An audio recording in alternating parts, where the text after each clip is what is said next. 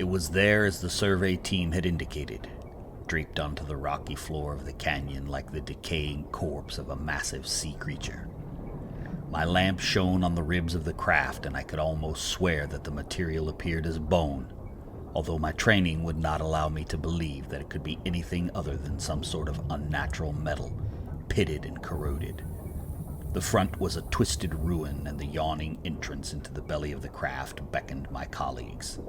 The last I saw of them was the glimmer of their crystal lamps as they climbed through the shattered remains of the front of the wreck. Journal entry, Philippe Lesson, 1691. Welcome to Deep Wars.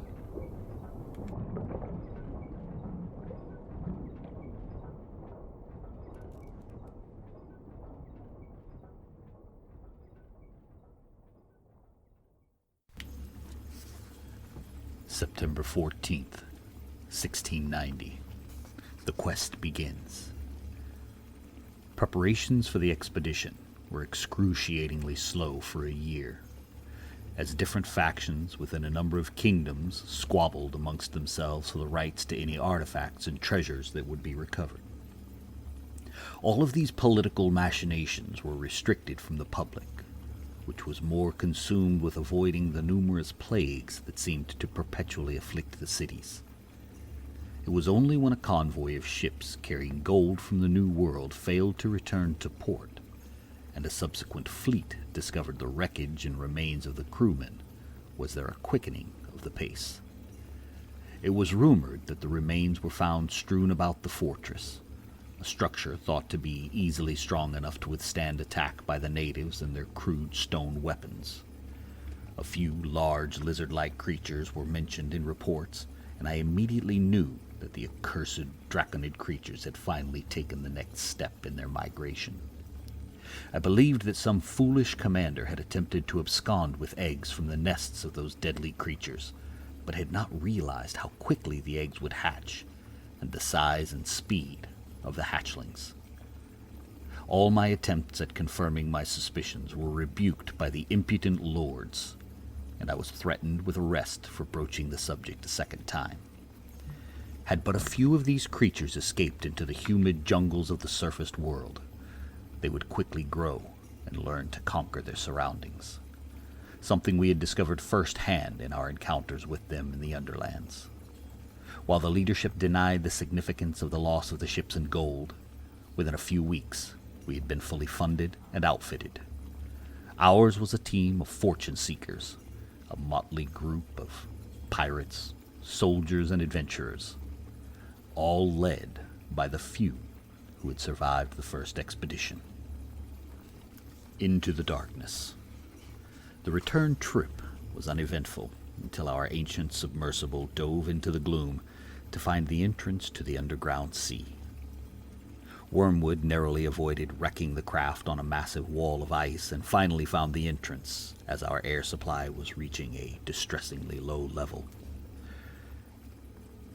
We'd been safely encamped at the quay of a ruined city for 2 weeks now, having found a relatively safe area in this deadly land. The city itself has proven to hold magnificent treasures, but the sea has largely been unexplored, save for a few expeditions made with our salvaged undersea vessel. We initially believed that some of the race of elder beings living in this realm had migrated to the deeper zones, and the sunken citadels of crystal and gold was evidence for this theory. But it was not until some time later did we discover the extent of colonization that the ancients had achieved on the sea floor. Our first discovery was of massive structures on the bottom, all similar in architectural style to the pressurized sunken citadels we had previously found in the shallower waters, but abandoned and apparently flooded.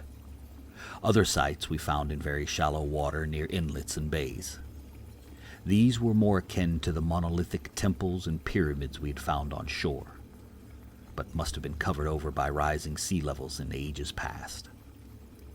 There were also many ancient submersibles scattered on the bottom of the sea, most hulking wrecks, impossible to recover. We were fortunate that our own craft was functioning in proper order and could carry a small team down to the bottom of the sea quickly and easily to explore these wrecks. Our ship was designed in such a way that divers could exit and enter through sophisticated portals, connected to water-filled chambers that drained and repressurized before opening into the ship's interior. There were also numerous doors and walls that sealed off sections of the craft in case of flooding, an occurrence I unfortunately witnessed in person when our craft collided with some enormous creature of the deep. Wormwood's work on the diving suits has proven to be time well spent. The suits allow a person to drop to the sea floor, unfettered to any surface ship, while breathing air created from the surrounding water, not unlike how a fish survives in the deep. Wormwood had been able to interpret the elegant design of the salvaged suits and improve upon them, but he cautioned some of the mercenaries that their suits would need more work to be entirely trustworthy in the deep sea. Heedless of his warnings, the captain of the mercenaries took a small team to a deep bay where gold spilled from a wreck. Their dive proved to be a costly one for our team, but we gathered valuable information about the dangers of the underwater environment. The shallow shelf. Near the shore, the seafloor is relatively shallow, and the glow of ethereal light penetrates down to the bottom. The floor is generally hard bottom, with a layer of sediment, generally higher near river outflows from the underlands, that can slow progress during salvage expeditions, but is usually not dangerous. Most wrecks are visible and unburied, but encrusted with different plants, corals, and large shellfish, including some that are quite edible. The seas here teem with life. Schools of fish and cuttlefish abound, and predators roam at all times, some of fantastic size and appetites. We've lost a number of inexperienced divers to the deadly wildlife, and have had many maimed by gigantic barnacles that lurk on the bottom or on the sides of wrecks, waiting for an unwary diver to step or reach into their open maws. I have named them ankle biters in jest, although my humor has been lost on the crippled members of our team. The shallow shelf is a dangerous area to explore, but many wrecks can be found on the rocky bottom, and we've been successful in recovering valuable artifacts from the sunken hulks, including dive suits and lamps of gold and crystal. A number of these lamps contain a type of crystal I have not encountered before, one that emits a pure white light as opposed to the bluish or purple-tinted light from the other crystals. I have called these sun crystals because of the purity of the light and similarity to sunlight. These lamps have proven to be extremely valuable for exploring the deeper zones of the sea. The abyssal darkness. Beyond the shallow shelf, the seafloor drops off into a pit of blackness, with the intervening water column lit only by small phosphorant fish and the occasional glowing tube of translucent jelly. The darkness is almost tangible, like a mass of black ink, and monstrous creatures may appear suddenly from the gloom, a terrifying sight that has caused some members of the team to panic and mishandle the pressure and ballast controls of their suits. These poor souls shoot to the surface and are dragged onto our boats in apparent safety, only to convulse horribly and die screaming, with blood froth spewing from their mouths, or with their limbs twisted grotesquely. Some of the divers, wearing lighter suits of stitched fabric, the mercenary sea dogs we call them, have been even less fortunate and ruptured their suits a number of times, causing a massive loss of pressure and an explosion of bubbles. We have found light suits crumpled on the bottom that appear to have no diver inside. The only remnant, a thin veneer of flesh and pulverized bone adhering to the inside of the helmet. Wormwood has not yet identified the solution to this unfortunate side effect of our underwater expeditions, but we have been able to bring more mercenaries hungry for golden treasures to replace the casualties. So far, the armored suits worn by the more experienced soldiers are able to withstand damage without collapsing. These suits have allowed much more freedom for the expedition and are good protection against most, but not all attacks from the wildlife. All in our expedition now carry crystal lamps down with them, but many close the shutters and would rather descend in total darkness than risk attracting the predators that prowl the deep. We have found that many of the largest predators, such as the crocodilian sea dragons, have excellent eyesight and are unrelenting in their attack once they follow a trail of light. Shutting off the lamps does not ensure safety, though, as some of our divers have been carried off by some hidden devil that we have not yet identified. The deep abyssal plains have solid rock on the bottom, covered with a layer of light-colored sediment, almost as if the bottom was covered with snow. A sample of the sediment appeared to be almost entirely composed of tiny shells and bones, more than likely the remains of countless creatures consumed by predators over the eons. There were also a multitude of strange-looking crystalline objects visible when examining the sediment samples under our new microscope, donated by the esteemed Dr. Hook for the expedition, and many appeared similar to snowflakes or symmetrical spheres and plates. It is possible that this crystalline snow falls continually from the waters above, as many of the wrecks seem to be dusted with this fine white sediment, as if they were outside on a cold winter's day. There is considerable volcanic activity in many places, with a number of thermal vents that spew boiling water from the bowels of the earth.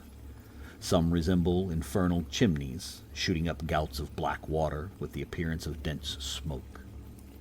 Surrounding the chimneys, or black towers as I have named them, are vast fields of indescribably foul sea life. There are enormous tube-like creatures that shoot out powerful jaws to drag the unwary diver down into their bellies. Crawling among them are massive crabs with pincers that can pull off limbs or crush helmets.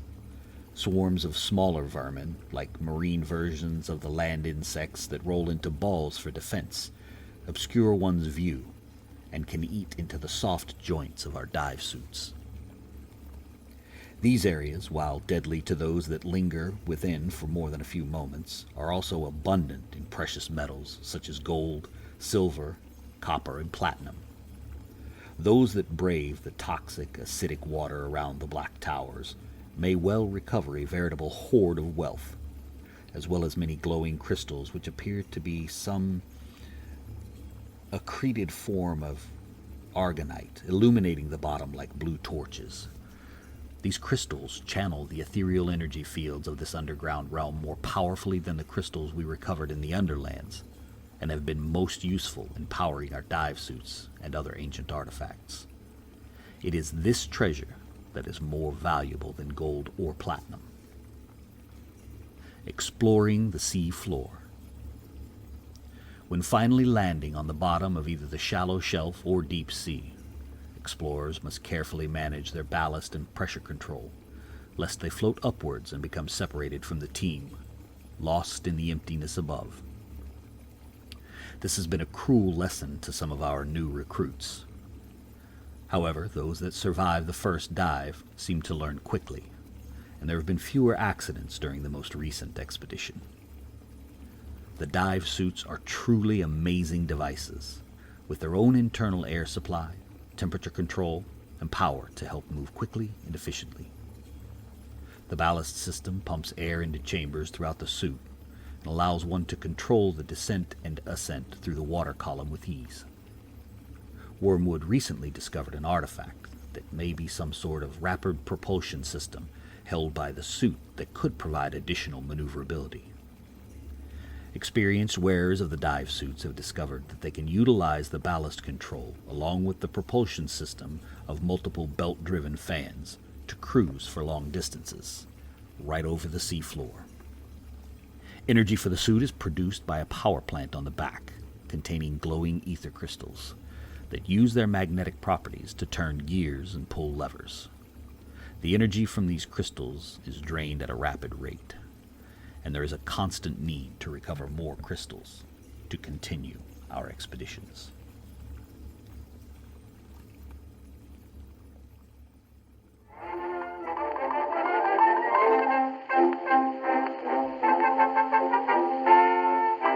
Thanks, guys, for listening to today's tales. You can find our Indie Invasion podcast on all podcast platforms, including Podbean, Google, and iTunes. And please visit us on Facebook, YouTube, Instagram, Twitter, and if you can, support us on Patreon/Indie Invasion. And feel free to email us with any questions or comments at indieinvasion@gmail.com. And remember, guys, don't forget to prepare yourself for the invasion.